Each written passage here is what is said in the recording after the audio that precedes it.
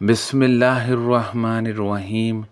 عمر بن خطاب رضی اللہ عنہ نے عرض کیا، یا رسول اللہ صلی اللہ علیہ وسلم، زمانہ جاہلیت کفر میں نے ایک دن کے اعتکاف کی منت مانی تھی تو رسول کریم صلی اللہ علیہ وسلم نے اسے پورا کرنے کا حکم فرمایا۔ نافع نے بیان کیا کہ حنین کے قیدیوں میں سے عمر رضی اللہ عنہ کو 2 باندیاں ملی تھیں، تو آپ نے انہیں مکہ کے کسی گھر میں رکھا۔ انہوں نے بیان کیا کہ پھر حضرت صلی اللہ علیہ وسلم نے حنین کے قیدیوں پر احسان کیا اور سب کو مفت آزاد کر دیا تو گلیوں میں وہ دوڑنے لگے۔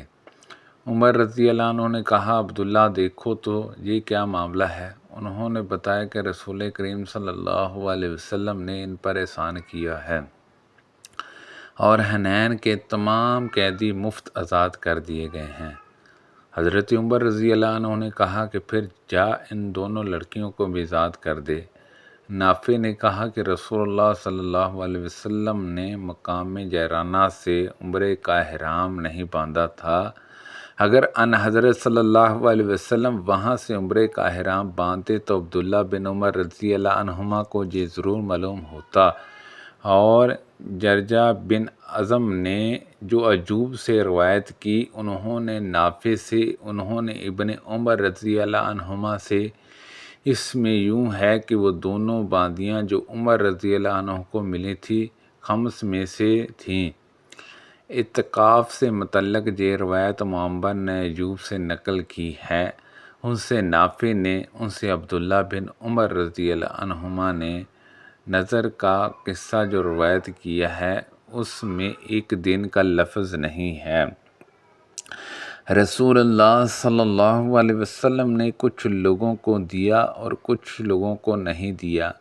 غالباً جن لوگوں کو آپ صلی اللہ علیہ وسلم نے نہیں دیا تھا ان کو ناگوار ہوا، تو حضرت صلی اللہ علیہ وسلم نے فرمایا کہ میں کچھ ایسے لوگوں کو دیتا ہوں کہ مجھے جن کے بگڑ جانے، اسلام سے پھر جانے اور بے صبری کا ڈر ہے، اور کچھ لوگ ایسے ہیں جن پر میں بھروسہ کرتا ہوں۔ اللہ تعالیٰ نے ان کے دلوں میں بلائی اور بے نیازی رکھی ہے، ان کو میں نہیں دیتا۔ عمر بن تغلب رضی اللہ عنہ بھی انہیں میں شامل ہیں۔ عمر بن تغلب رضی اللہ عنہ کہا کرتے تھے کہ رسول اللہ صلی اللہ علیہ وسلم نے میری نسبت یہ جو کلمہ فرمایا، اگر اس کے بدلے سرخ اونٹ ملتے تو بھی میں اتنا خوش نہ ہوتا۔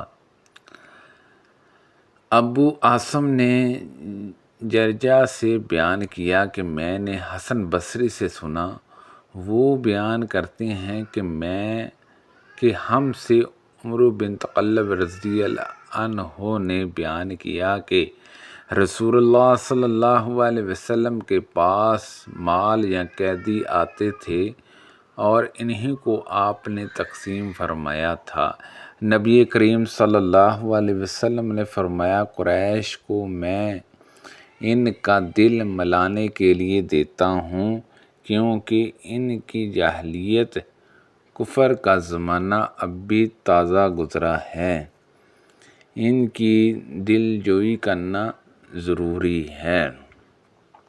سبحان اللہ عز و جل۔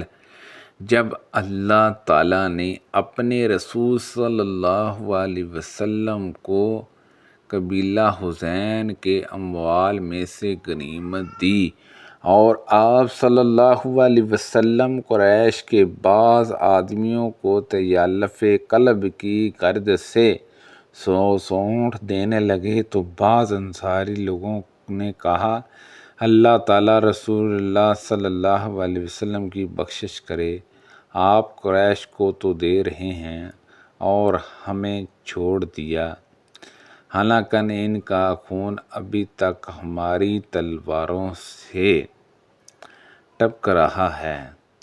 قریش کے لوگوں کو حال ہی میں ہم نے مارا، ان کے شہر کو ہم نے فتح کیا۔ انس رضی اللہ عنہ نے بیان کیا کہ ان حضرت صلی اللہ علیہ وسلم کو جب یہ خبر پہنچی تو آپ صلی اللہ علیہ وسلم نے انصار کو بلایا اور انہیں چمڑے کے ایک ڈیر میں جمع کیا، ان کے سوا کسی دوسرے صحابی کو آپ نے نہیں بلایا۔ جب سب انصاری لوگ جمع ہو گئے تو ان حضرت صلی اللہ علیہ وسلم بھی تشریف لائے اور دریافت فرمایا کہ آپ لوگوں کے بارے میں جو بات مجھے معلوم ہوئی وہ کہاں تک صحیح ہے؟ انصار کے سمجھدار لوگوں نے عرض کیا، یا رسول اللہ صلی اللہ علیہ وسلم، ہم میں جو عقل والے ہیں وہ تو کوئی ایسی بات زبان پر نہیں لائے ہیں۔ ہاں، چند نوعمر لڑکے ہیں، انہوں نے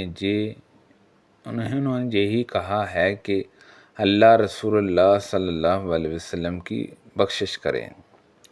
آپ صلی اللہ علیہ وسلم قریش کو تو دے رہے ہیں اور ہم کو نہیں دیتے، حالانکہ ہماری تلواروں سے ابھی تک ان کا خون ٹپک رہا ہے۔ اس پر ان حضرت صلی اللہ علیہ وسلم نے فرمایا کہ میں بعض ایسے لوگوں کو دیتا ہوں جن کا کفر کا زمانہ ابھی گزرا ہے، اور ان کو دے کر ان کا دل ملاتا ہوں، کیا تم اس پر خوش نہیں ہو کہ جب دوسرے لوگ مال و دولت لے کر واپس جا رہے ہوں گے تو تم لوگ اپنے گھروں کو رسول اللہ صلی اللہ علیہ وسلم کو لے کر واپس جا رہے ہوں گے؟ اللہ کی قسم، تمہارے ساتھ جو کچھ واپس جا رہا ہے وہ اس سے بہتر ہے جو دوسرے لوگ اپنے ساتھ واپس لے جائیں گے۔ سب انصاریوں نے کہا، بے شک یا رسول اللہ صلی اللہ علیہ وسلم، ہم اس پر راضی اور خوش ہیں۔